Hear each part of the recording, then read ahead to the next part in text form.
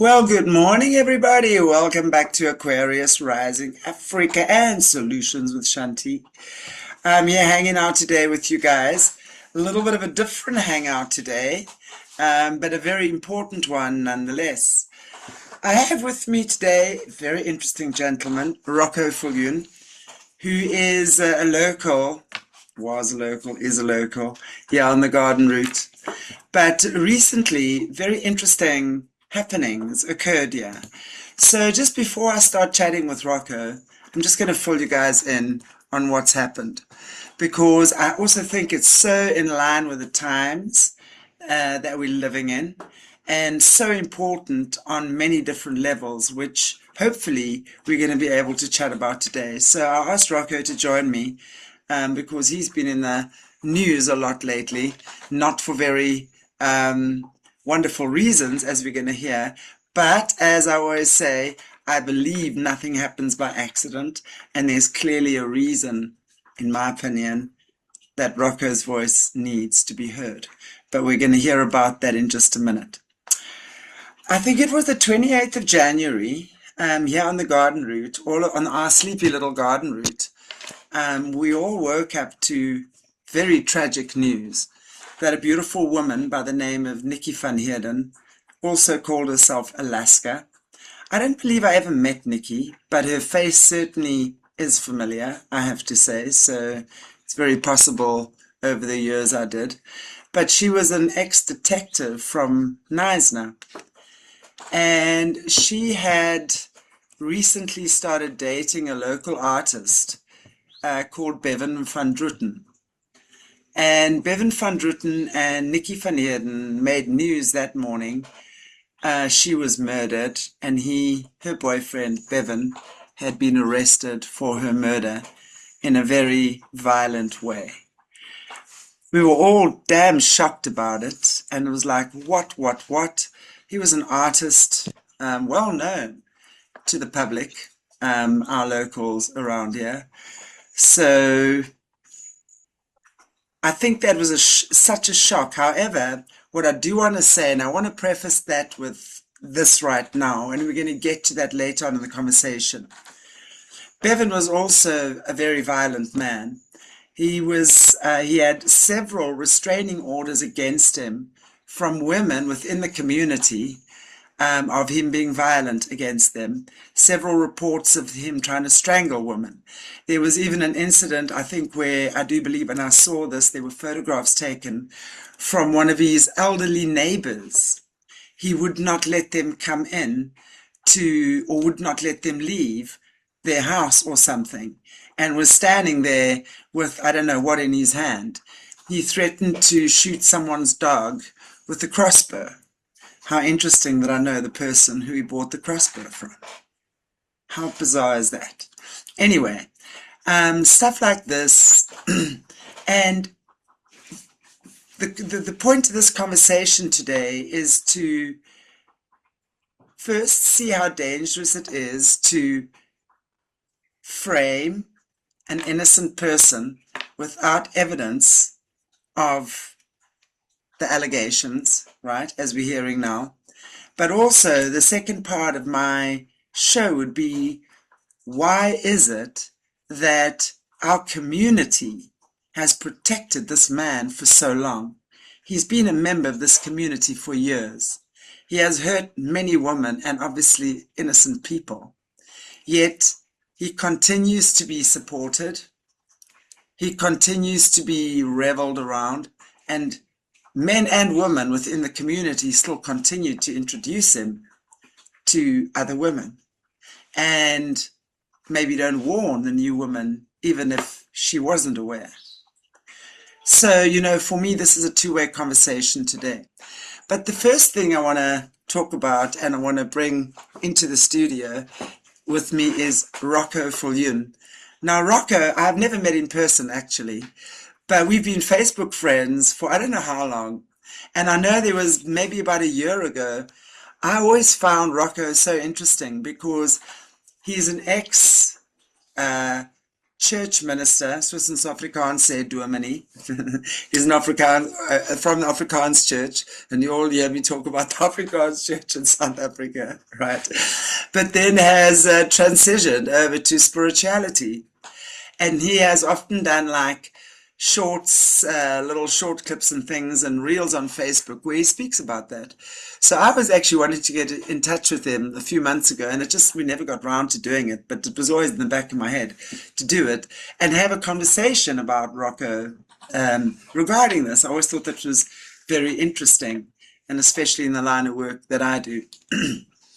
Anyway, fate has brought us together in a different way.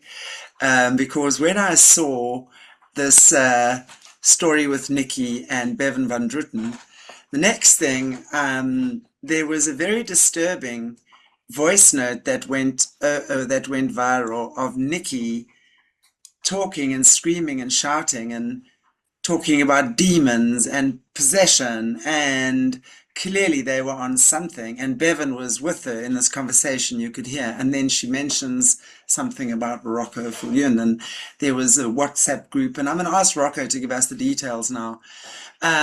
But for me, that was like, and then the next thing, he's been named in the media as a cult leader, as a sex maniac, as I don't even know what else, a murderer or allegedly involved in this murder. I'm like, what the fuck? There's no ways this guy is involved in that, you know? I mean, so, and that was done single-handedly through a local guy, and I'm going to mention his name because names need to be mentioned at times like this, called Morne Swart, who is a local crime investigator who does crime investigations as a hobby, and then does nice scenic routes around the Garden Route or Mossel Bay area, right? Of course, I had to go and check out the page, but within minutes, he made Rocco famous all over the world for being a cult leader and involved in Nicky's murder without having any evidence or without even having spoken to Rocco, contacted him to find out what the heck is this about, but of course decided as this amateur sleuth, crime investigator on his channel, that he was not going to go and solve the crime of the century. And I'm sorry, dude, I cannot help but fucking laugh at you right now because this whole thing has blown up in your face so badly. And may it be a lesson to you, and may it be a lesson to everyone who does this kind of crap without thinking. I mean, I expose the underbelly of the world. Let me tell you, I name names on my channel that could get me ousted tomorrow. I am confident about what I say because I know that we've done sufficient research to know that the threads that we're connecting are most definitely there. So having understood that, I cannot understand how this guy, Morne Swart, goes and makes someone famous, changing his whole life overnight, and to this day has not given a public or any kind of apology. Anyway, I've ranted on for 10 minutes now, and the man with me is Rocco Viljoen, supposed cult leader, sex maniac, alleged murderer. I don't know, Rocco, what else are you? Good morning, welcome. Good morning, Chantelle. It is thank you for inviting me in your program. I really appreciate it. Now I am everything nowadays. Main media make me the most known guy in the world. Fake media. I call it now fake media. Fake media.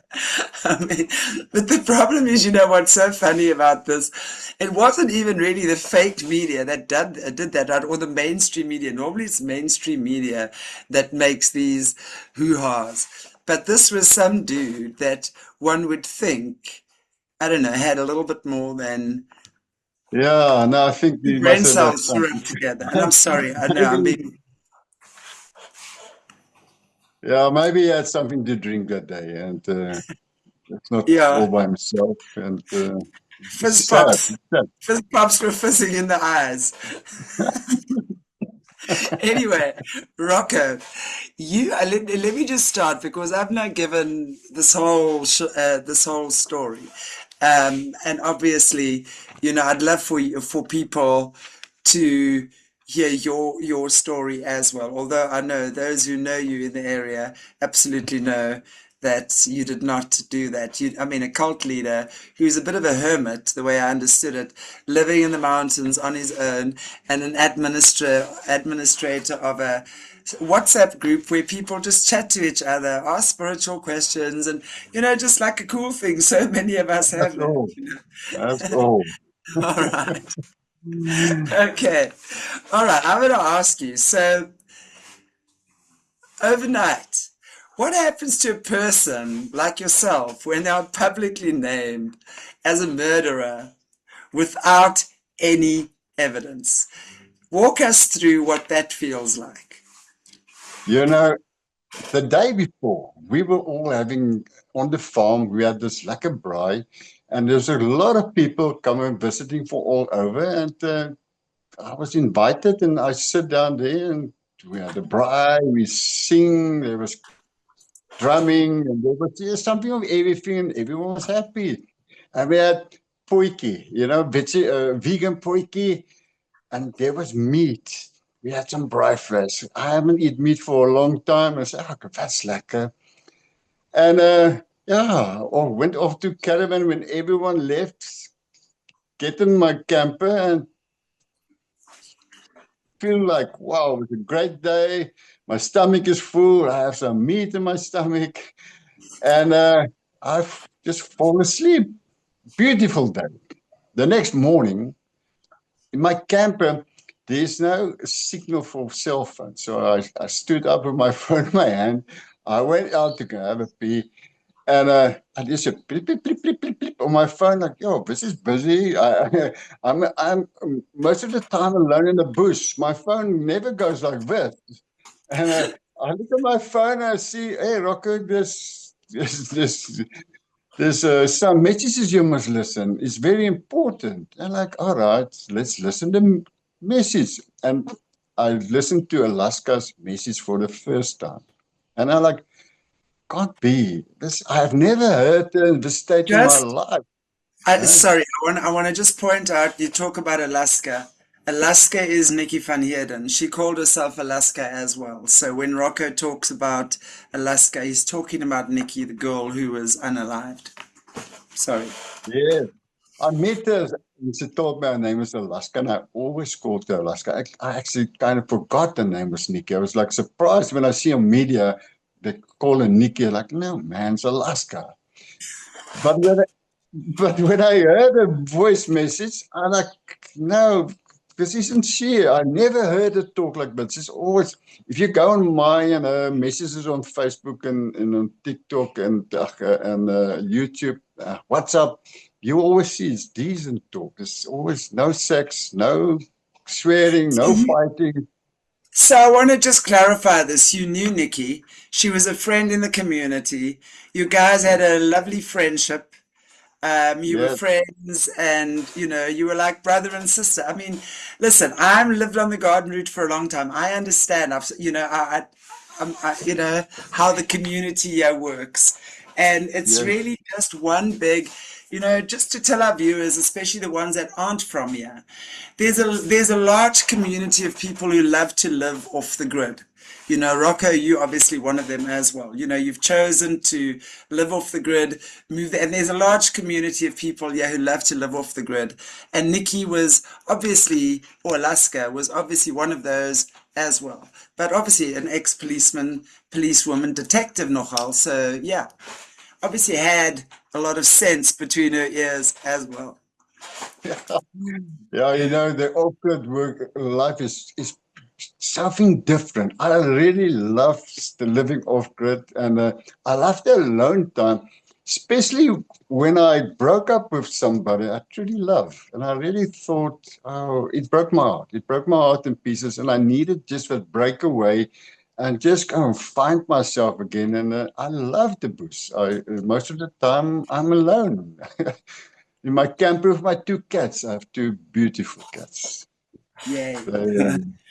They were always good. So you actually moved to the garden route then after you had a heartbreak. Where were you originally from? Well, like I'm I'm born. Most of my life I'm in Cape Town, and most of my life I'm Cape Town. Okay, cool. So you moved to the garden route, you're recovering from a heartache. Obviously, you make friends, and Nicky then, or Alaska, is one of the friends you make. So yeah, sorry, carry on. I don't mean to interrupt you and break your train of thought. But as you were saying, you guys are friends, you're connecting, you're communicating, and then the next morning, after you've had a great day with friends, was she involved in the gathering you were at, or was she not there that day? No, she was not there that day. Okay. She was And then the next morning you wake up to all these messages going off, and then there's a message from her that was Yes, screaming and shouting at you about something, and that was on your WhatsApp group. It was not a yes, private message, it was your WhatsApp no, group. Okay, no, tell us no. about that message. Hierdie laaste boodskap is vir my die naaste aan die waarheid wat ek al op hierdie groep gesien het. Nou ek wil nou vir julle sê, in die laaste dae moet julle uitkyk vir wie die werklike profete is. Want in Matteus 24 staan, ek is nie seker van die vers nie, maar in Matteus is 'n vers wat sê, in die laaste dae gaan julle moet weet wie die profete is, want ons gaan vals profesies hê deur mense soos fucking Rocco Viljoen, wat 'n demoon is. Hy's nie 'n demoon nie, luister vir my. Hy's 'n demon of lizards. En die Here het genoeg gehad van hierdie kak. Hy het genoeg gehad van hierdie kak. Luister vir my. Luister vir my. Almal van julle. Ek is nie 'n fucking polar bear nie.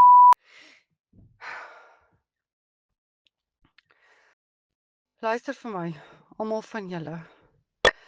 Julle almal vra 1000 vrae oor die Here, want julle wil in die Here glo.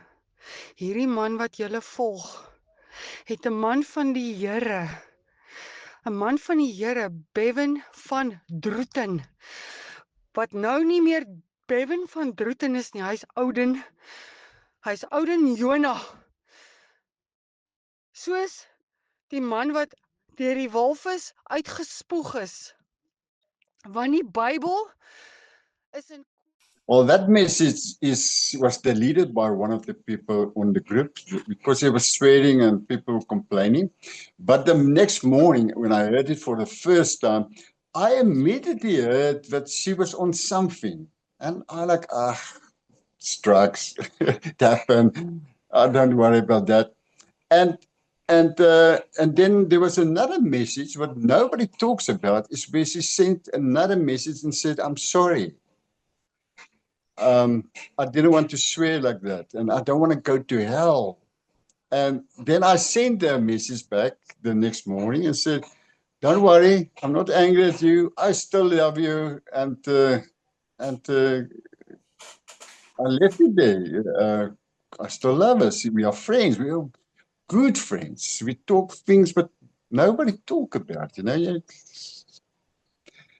things from the heart. But there was never ever a relationship between us. We were really like brother and sister from day one. This minute we met, we really clicked, and there was something that was like bonding us.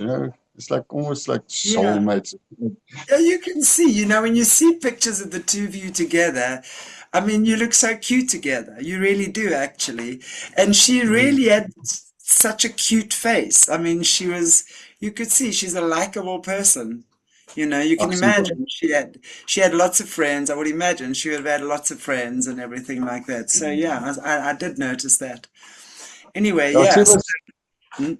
she was, what I like about her is she was very openly and very lovable, and she can make jokes. That's the kind of woman you want at a party, because she's always bringing life to a party, but a beautiful heart. And I think this is what she saw in Bevan. In her heart, I think she I can fix him. I can fix him and he can fix her. I think the biggest reason why me and she never had a relationship is I was there with a broken heart, still hoping. And she said to me, Rocco, I'm waiting for my prince on a horse one day. But we were all both broke as can be. So like, I can't look after myself. You can't look after yourself. We can't look after ourselves. But we were good friends, you know. So you may as well just be buddies and hang out. No, I totally get that. Yeah, Okay, yeah. so what happens after then you get the message and you go, okay, I still love you, of course, buddies, no big deal. What happens after that? You go about your life, your business as usual, and what happens Yeah, thereafter? no, what really happened is I climbed back in bed and I slept another 2 hours. Yeah, that's nonsense. I don't believe that nonsense. And then here about 12 o'clock, I my phone when I went out again, it got bleep bleep bleep again. And said, "Oh, what's going on here now?" And this is when I saw my photo on media and. Would say I'm a murderer, a rapist, and a sex maniac. And like, ah, come on, this can't be. And I just let it go. But I sent a message to Alaska where I said, please, I love you still. You and Bevan, please come and visit me. We sit around the fire, leave the guns and everything, and we talk about this. And something I told media also, but somehow they all forgot to tell that to the people, you know. Yeah. So, but by 1 o'clock, I realized, okay, I'm in shit now. I'm definitely in shit for something I did not do, and that is when panic start pulling in. You know what I mean? So in the message, she was screaming about having guns, and now for me, I have heard that message, and I'm just going to say it straight up. I haven't decided if we're going to play that message or not because for various reasons. But I think for me, what was important when I heard that message, because I immediately could hear that there was also some type of foreign substance that they'd ingested, for sure, 100%. There was all sorts of energies and entities, and just by the way she was yelling, you could hear that something, and this was not her. I don't know her, and I could tell that was not No, her, right? no, that's not good. But she was talking about guns, and she mentioned your name, and somehow to me, that felt almost like, now, call me crazy, but it felt almost to me like she was trying to say something more than what she was saying. It's true. Yeah, I And we, believe. I really believe he forced her to make that video because that video was the first time I realized she was with him. I didn't know she was with him. But the day before, she sent me a message about Bible verses and questions she had. And I answered it to her. And I was like, why would Alaska ask me Bible questions? Which is strange because she's so highly spiritual.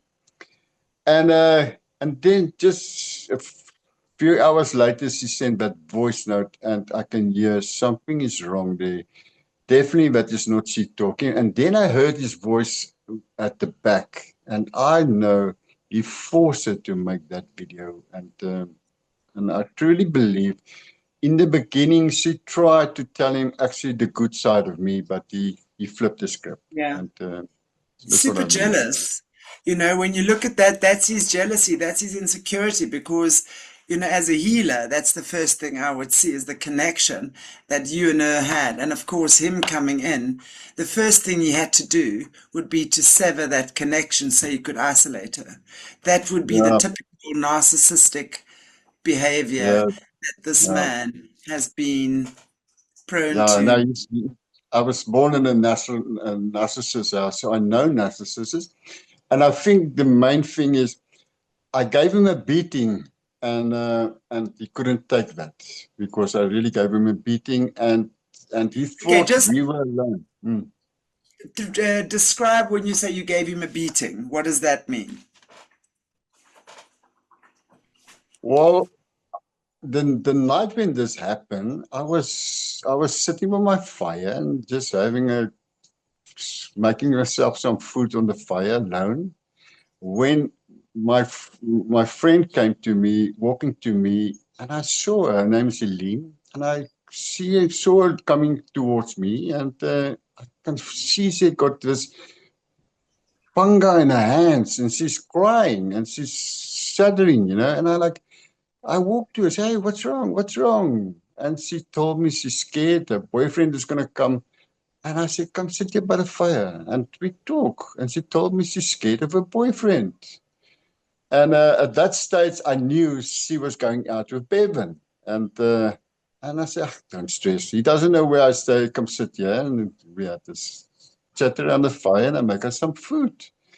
And an hour or so later, we heard a vehicle coming, and it's bushes, so you can't see. And she stays about 400-500 meters from me. And you can't see the houses, so I'm alone, and uh, and I decided after about 20 minutes, I said, "Okay, just stay here. I will go have a look." So I walked through the bushes to where her house is, and I found him there sitting on the stoep and busy smoking a joint. And I asked, "Hey, dude, what are you making here? What are you doing here?" And he told me, "No, man, I'm waiting for Lean." So I said, "No, she left with somebody else, trying to get him to go." And then he started talking to me and wanted me to smoke with him. I said, "No, I'm sorry, thank you very much." And then he asked me, "Do you want drugs? You can get acid, you can get any kind of thing I want." I said, "No, I want nothing." And I walk back.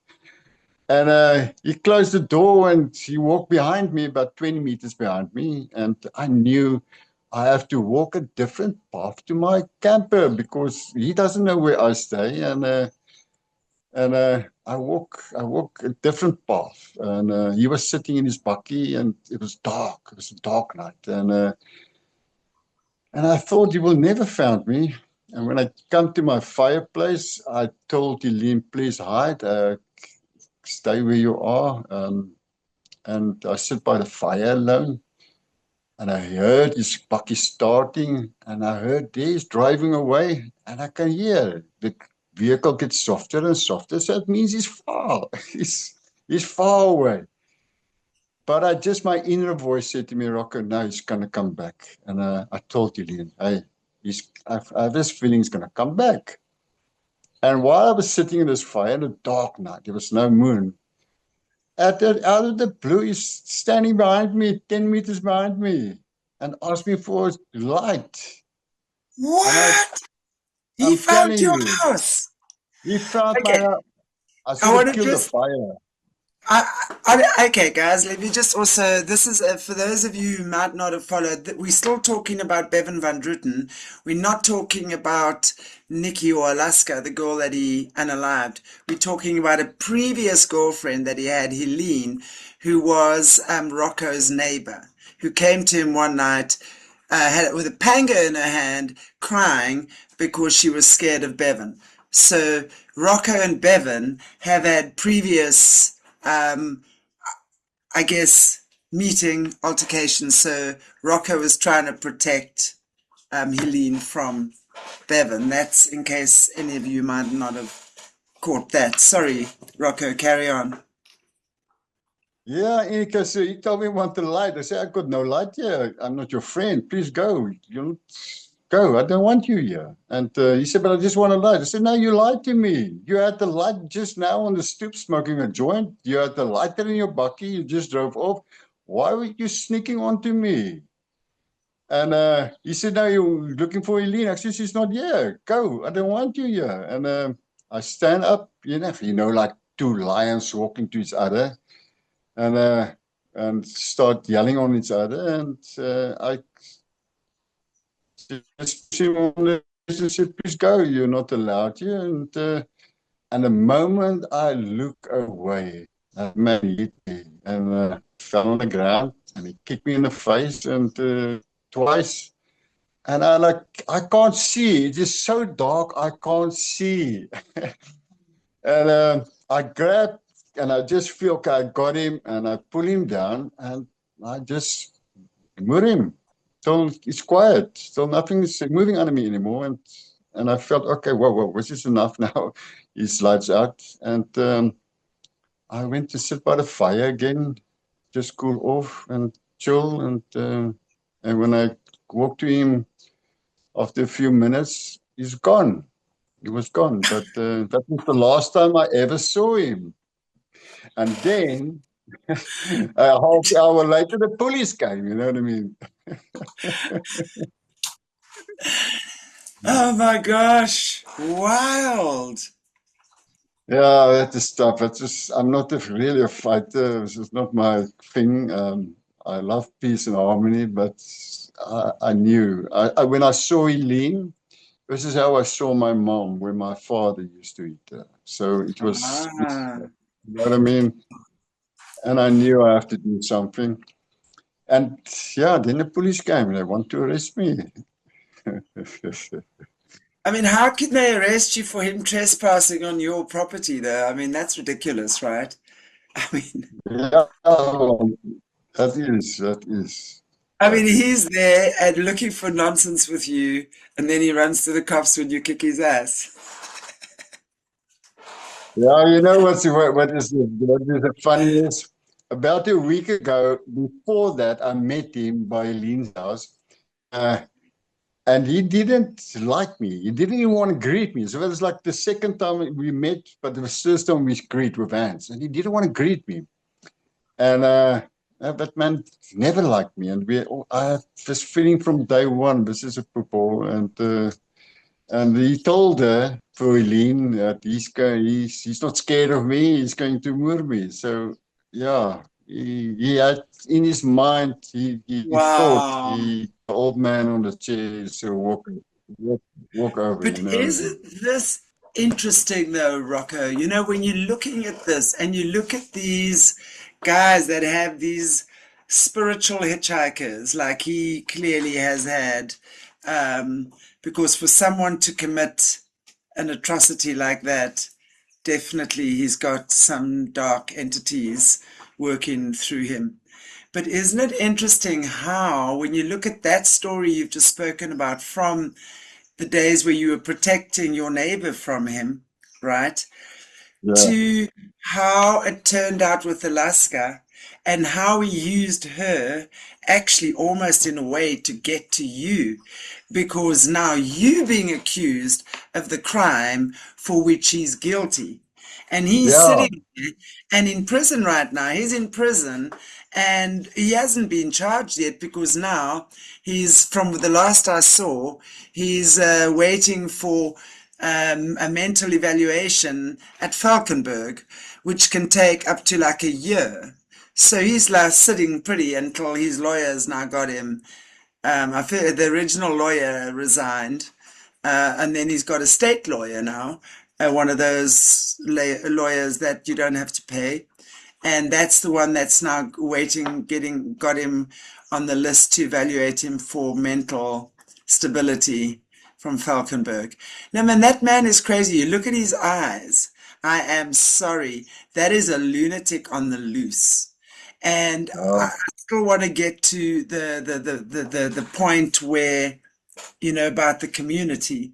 But maybe, you know, sorry, you can just, and I know the story has got so many little roads that are coming together. I'm finding it absolutely fascinating because one thing I've also noticed is that right now there's a legion of strong, good men who are being attacked in horrific ways.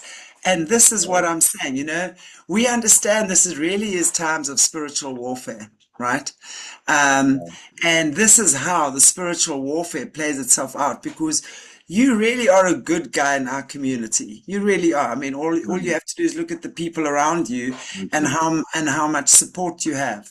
Anyone that has half a third eye open can read your aura and they'll realize that you absolutely are not this dodgy beast that they've tried. yeah. Well, thank That, you, that thank you. No, it's so true because obviously, it's amazing how these dark forces work through Bevan, through Mornay Swart, you know, and through the world to try and discredit someone.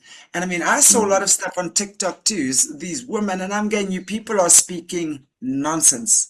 You Yeah, need yeah, to calm yourselves down, yeah.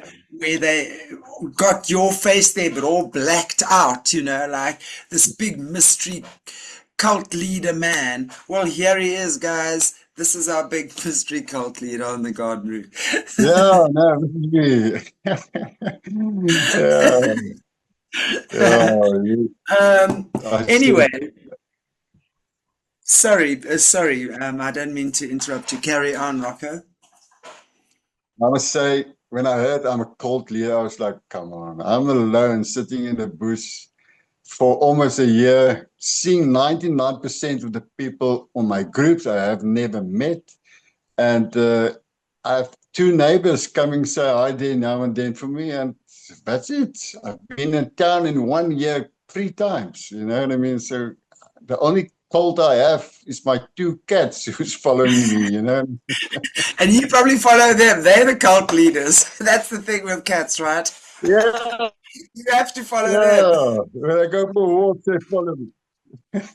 So true. Like, all right, I'm a cult leader.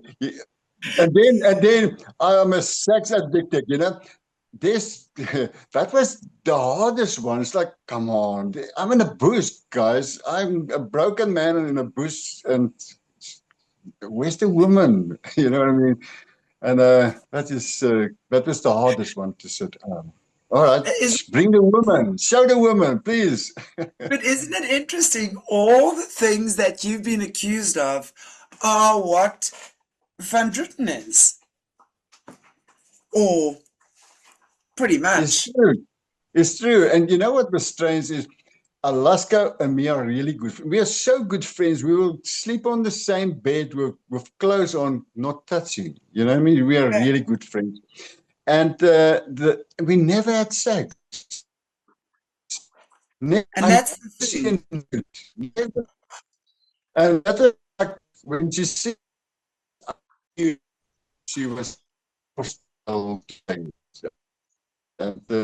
And I believe this is Rocco, the Bible is written in codes, and I think she's trying to me, Rocco, I'm talking in code of you. Please understand. He really wants to harm you. He really wants to you because when the police came, he didn't know Eileen was with me at that stage. And when he noticed Helene, his eyes were big as pigs because suddenly there's an eyewitness for somebody who gave him a hiding. And I think that's what he hated, and that's why he hated me. And I think he took his hate out on Alaska for me. Yeah. This is what I think. And Mm. and and and look how and look what he tried to do. Like you see, this is spiritual warfare we're looking at here. Yeah. Just energetically, how the very thing that he's guilty of and is now sitting waiting and while the taxpayers are paying for his three Yeah, no, prison meals a day, right? He's now no, sitting pretty waiting to be evaluated at Falkenberg. You taking the heat for his crime. I mean, it's crazy. But I'm so it's happy. And a, you know, when you and I were speaking a few days ago, just in the run up to this conversation, it was like I said to you, I said, your voice needs to be heard. God works in mysterious ways. And I believe uh, that this is an opportunity for your voice to be heard as well, because there is a lot of shit going on the garden route. I've oh, been yeah. contacted by several people, and but telling me about cults and things on the garden route. But while adults are engaging in stuff like that, I have no power to do anything, and I do not have any sufficient evidence to prove that there's cults going on. But there's been rumblings, and I've been living in the area for a long time, and there's a lot of dodgy things that for sure go on here quietly. Might not be satanistic per se, you might not be doing rituals and things, but very creepy things that actually go on. That is for sure. And Interestingly enough, also Knysna area has the highest drug rate right now. You know, when you're looking at the tick, stuff like that. So this beautiful exterior and the underbelly. Interesting. I do interviews with Jessie Zaboto, so I'm going to say to the viewers, especially South Africans, check my playlist with Jessie Zaboto. She was trained to be the Queen Mother of Darkness in the shadow government, America. Oh, So she was head of the shadow government, basically, that up until recent years was run by women, actually. 5 of them, the Queen Mother of Darkness and 4 Mothers of Darkness. And that would then infiltrate into the military, the judicial systems. I mean, the entire world is Luciferian, right? But Jessie has done a decode on the Karoo. Now, when we decode the sigils and things like that, and the garden route, like Route 62, what does Route 62 really mean? Because you've got to realize as well, we are hot in Stellenbosch Mafia area here. And we've got to understand the Stellenbosch Mafia boys didn't get there by playing tiddlywinks. Okay, let's just keep that there for a moment, although I digress. So let's get back to you, Rocco, because but I also want to say that because it's part of what I'm seeing going on here now. The energy of the place is what's now starting to surface as well. And so when I look at what's happening with you and I see what's going on, that's why I say, you know, just spiritually, there's definitely an attack on good men right now. And I hope that everyone can realize that. And we need to call out these shysters in the community, like Bevan van Druten. He has no place being here, hurting people and creating chaos. Anyway, let's go back to when it happened, or maybe just anything more you want to tell us around that. Yeah, you know, I must tell you, after when he brought the police, even the police, after they saw Helene, who was in a state, the police turned against him and said, no, you must get arrested, not Rocco, you know. So the whole thing turned on to him. He was almost got arrested that night. And but Bevan got contacts. Trust me, he got contacts. Contacts in on the dark side. He's heavy into the dark side. And what I mean dark side is gangsters and stuff. And yes. That's why I left Knysna, because there was a threat for me, and I knew, and guides told me, Rocco, you have to watch your back. You have to watch your back. And even here on one of the messages, what he sends, his family sends, what says, we are very connected. So yeah, I just knew, okay, it's time for me to leave Knysna, but I'll be back. I love it. Oh my God. So this was after the murder. You were being threatened. Yeah. What happened is, on the voice message, they said to me, Rocco, not to me, he says, we are very much connected. Be careful what you guys said. So I just knew, because my guides told me, listen, okay, you have to watch your back. And that is why I knew, okay, I think I'll just go away for a while. Wow. Wow. Okay, so let's talk about the night that Nicky got tragically murdered. So as the media has it, she and Bevan were having dinner that evening with her sister and brother-in-law, and it was the first time that he'd met her family. So it was quite a new relationship. So they go there for dinner, and as the news has it, her brother-in-law actually asked them to leave early because he was not comfortable with their behavior. That's all it said. So obviously they'd been on something again and had been probably doing the same kind of WhatsApp talk we'd been hearing, maybe, I'm assuming. But I would imagine for my sister to ask me to leave her home, I must have been getting up to, they must Yeah, have it not, must be something like yeah, there's something that's that. gone, that's not, Just not cool. So they then go off in Plettenberg Bay to the beach somewhere. Talk us through what happens from what you know and what you're aware of, what happened after that. Well, somebody sent me a message that said to me that when they were on the beach, they walked past them and saw they were making pictures in the sand and stuff, drawing in the sand. And they said to me that they looked like they were very high. And that's all. They just saw them at one moment and they know them and just say hi and goodbye. But from there, I don't know much. I just know that she had a fight with him Yeah. and got killed. Well, yeah, that was then thereafter. So that's the last that we really know. And then the neighbors heard a woman screaming, who called the police, and the police. Now, this is the tragedy. The security company, because the police is so useless here, we actually pay private security companies to protect us. So the private security company was called, but they're not allowed to have access to the house because this was coming from his house, right? So they could not get in. They called the cops every 20 minutes. The police eventually arrived there like 2 hours later or something. I mean, what a Yeah. tragedy. I don't know if it was 2 hours later, Wow. quite a bit later, the police eventually arrive.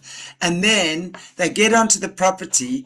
Bevan van Druten is running around and running away. And they eventually catch Bevan because he stood on a dried twig or something. And that's how they caught him. So, but in the meantime, they find Nicky, who's had her face in the sand, nose broken, blunt force trauma, from what we can ascertain. I don't know. What's your take? What do you believe? What do you understand about what happened there? You know what I think is, I believe that after, because he sent that message to me about 7:15, and I believe in the next few hours after that, that drugs start going out. They say like, hey, I made a mistake. And I think they had an argument over me. And I think she told him, I'm going to tell Rocco. And I think that is why he got angry and took it out on her. This is what I think, what I believe. Those drug downers are the worst. I've worked with a lot of people over the years who are recovering. Those drug downers for any addict is the worst because they're always chasing the next line, right? Or the next sniff or whatever it is they take. And when they're out of that, that's when panic Yeah. starts setting in.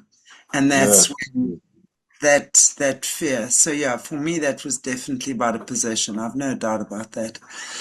But shame. Yeah. So where are you at now? You know, just in terms of Nicky, how are you feeling? I mean, tell us a little bit about her. Yeah, well, I would say we were very close, and I really, I still can't believe she's not there anymore. It's really tough to try to cope with her death. I couldn't even be by a funeral. I couldn't be nowhere because half of the world is hating me and think I'm a cult leader, and that is was tough. And I still had to deal with my situation, what is from a happy man under a tree telling stories, to where I'm now, hiding away under a stone, under a rock like a scorpion. You know what I mean? And I can't go out. I can't walk on the beach anymore. I can't just go and walk down the street or go to the cat, buy cat food. Difficult for me, very difficult. I'm most famous person in the world. I'm as famous as Julius Malema for the wrong reasons. Right. Well, Oh, sorry. no, it's totally downer in my life. I'm in the hole. It's tough. It's tough. I never thought ever that something so wrong can go in my life that I have to hide from people. And it is so wrong because I really tried very hard to connect with the media and say, listen, let me tell you my story. And everyone just read my story. I was going to say, there was, I think, on one of your videos I watched, you mentioned there was one lady only from the George Herald that actually told your story as it Margaret. is. Margaret from the George Herald. Margaret. That actually told your Yes. story the way that it She's is. What, I mean, yes, and which other media outlets have you spoken to? And I'd be interested to know what the story was that they spread about you. I'm telling you, I just talk to a lot of people. I don't even know which firms they work for, Right. but I do know the big ones was Carte Blanche, and Carte Blanche was the people I really believe they will just fix my story. And they looked me in the eyes and said, Rocco, we can't believe what happened to you. I said, thank you. And then they changed my story also. They put it on a knife point, but you're not sure, is he not? And so God must make me the Carte most famous. Very disappointed. Blanche? No chance. Hang on, Rocco's gone now. I hope he signs back in again.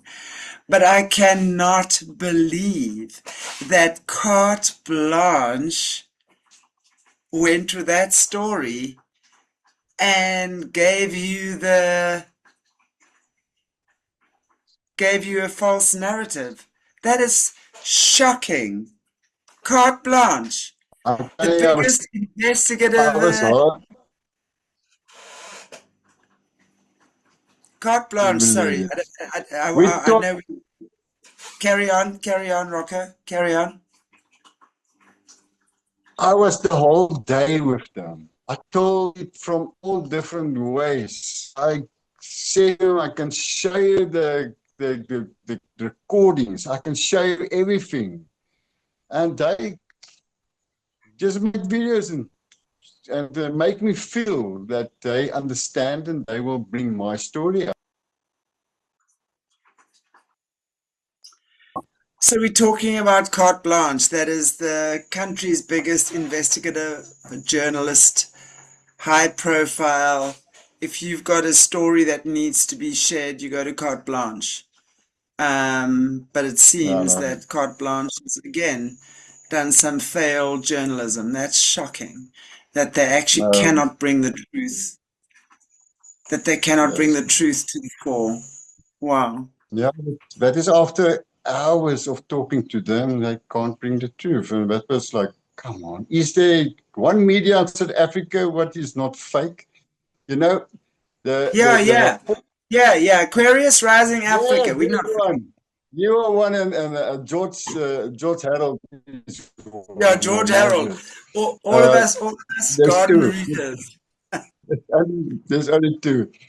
And even the report, it just made me out to be a squad leader and sector leader. But the next week I will be in the U magazine. Now I've sent them everything to show that I'm not guilty. So let's see how they read my story. Now you and huisgenoot as well. Did you We'll ever see. back huisgenoot magazine? It's Uh, everyone's aim in South Africa to be in huisgenoot magazine. yeah. Rocco, wow. Ah, Okay, well, you know what? Firstly, I want to just say thank you so much for joining me today and sharing your story with our viewers. And I hope that, people can get a better perspective of what's going on. And I'm appalled that Carte Blanche and that report, Afrikaans newspaper, probably the biggest Afrikaans newspaper in the country, have made you out to be a cult leader as well. It is shocking to me and that just shows you mainstream media follows a narrative and they all stick to it. They do. I will guarantee you. You know, it's true. It's true. You know what's the worst is not one of them offered me 1 cent for my story. Said, listen, we'll give you money for your story. No, they just scoop and rape it. Take a scoop and go. They Yeah, take a that's all. scoop and go. That's shocking. But anyway, Useless. this just shows you mainstream media sucks. They all follow a narrative. There's no doubt in my mind those journalists took it to their bosses and their bosses told them what they had to say. Because that is a Yes, narrative right now and that's what they're following. And this is the spiritual warfare we're talking about, that you now even have the media spreading yes. lies. And, That's and, and shocking. after this, you know what the worst is? After this, why didn't they come back and take my story now and repost it on the medias? No, now they're quiet. Exactly. They're And quiet. it's like people can't apologize, I mean, you've got to Uh, do a public, really. But at the end of the day, Rocco, I firmly believe there's a reason why your voice needs to be heard. And I'm sure in time that'll also be revealed to you. all right. What it is you need to be doing. They're giving you free publicity, I and did. that's actually a wonderful thing. So ride that wave. We call it the tidal wave. Ride that Uh, tidal wave, baby. You can do it. And yeah, whatever it is that we as the Garden Route need to learn from this. From me, what I'm saying is that as a community, men and women, and I don't care what race, color, or creed you are, if there's a predator yeah, or a violent offender within your community, it is your responsibility to yeah. well, when I say ask them, it's very difficult. Each person is individual. But if you know something that could save someone else from being hurt, it is your job, your responsibility to speak about it.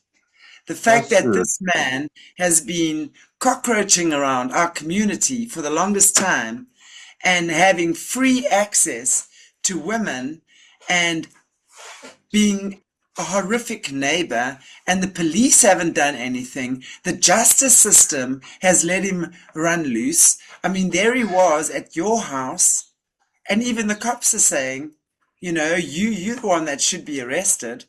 You're the one beating up on women. You're the one, and there he is running around, Right. and everyone is buying his beautiful art. What a fucking Yeah, joke! What hypocrisy! How hypocritical are we? yeah. No, I'm telling you, I can't understand why the people are not making a big heap of his art and just burn it. You know what I mean? That is. There's something to say about the psychology of a community in Mm, these situations. To me, this situation actually brings that up, and I think these are topics we should be talking about when we're yeah. looking at the psychology of a community. Mm, And why do we as a community turn a blind eye to stuff like this until it yeah, happens to someone close to you, to that's someone you true. love, you Yeah, know? that's true. But at the end of the day, as women, we want to fix. It's in our genes to want to Yeah, yeah, heal and fix and think we can make it better for a yeah. man. Yes. Most men in our world are wounded. We as women Mm, see our men as wounded, and we yeah. want to help you, we want to fix you, we want to make it better for you. And that is And not the right way to do it, exactly. Definitely not. as a healer, I've walked that path many times, and I can tell you it's not the right way to do it. It's you got to heal yourself. You've got to be stable in your own energy force before you actually can work with others on that level. But you can't fix someone else unless you fixed yourself. You, the No, person that needs the healing. And, as a woman, unfortunately, we often try and do that, and we end up with the world's biggest narcissists. I know. And And what's the worst? My whole life, when I was in the church, I have to work with people who are broken and going through their things. But when I came in the forest, I started meeting the spiritual people, my kind of people, talk my language and talk with a lot of love and kindness and humbleness. But I found that every one of them, the man and the woman, are broken. They went through shit in their life. They were raped over and over. They were living in a narcissist house. They've been beaten and just been walked over the whole life. And they are good people. They are really good people. I love those people. If I can say to the world, please never look down onto those people. They are beautiful people. And, absolutely, my people. absolutely. Thank you, Rocco. And I have no doubt that in time you'll see the gift in this experience. And I hope that this interview um, is a step or 10 in that direction. Because I think, we need to be talking about these things. There's a lot going on in the garden route that people are unaware of. It's a beautiful, beautiful, beautiful part of our country, one of the top three, in my opinion. But there's so many atrocities occurring here. Well, Chantelle, thank you, man. Thank you. Thank you, Rocco. I appreciate what you're saying, and I appreciate your story for sharing it with us. And And take good care. and thank you for all your followers listening to my story, and please spread my story, and let's hope it never Yeah. happen again to other people. And I love you. I love you all. Thank you. Like, share, subscribe, everybody. Get the story out. And yeah, I think it's definitely these are topics we should be speaking about. Cool. Have a beautiful day. God bless you all. And I'll see you next time. Thank you, my friend. Love you. Bye bye. Bye.